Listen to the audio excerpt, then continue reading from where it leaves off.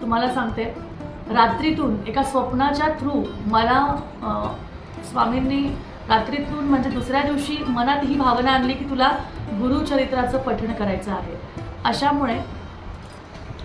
अशामुळे तुम्हाला ही गोष्ट लक्षात घ्यायची आहे की ज्या व्यक्तीने शाळेच्या पुस्तकाऐवजी कधी कोणती पुस्तकं अशी पूर्ण वाचली नाही, त्याच व्यक्तीला रात्रीतून एखाद्या स्वप्ना थ्रू एखादी अशी घटना दाखवली त्यांनी आणि त्यानुसार काय माहिती डायरेक्टली गुरुचरित्राचं पठण करायला लावलं, आणि ते पण दत्त जयंतीच्या काळात, म्हणजे दत्त जयंतीच्या सप्ताहाच्या काळात. आणि दत्त जयंतीला फक्त आणि फक्त मोजूनच 3 दिवस राहिली होती.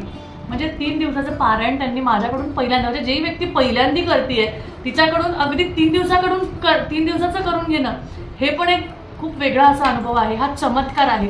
आणि त्या 3 दिवसात तुम्हाला सांगते, माझा मुलगा आजारी पडला होता, त्याला भरपूर ताप होता. मला एका ठिकाणी म्हणजे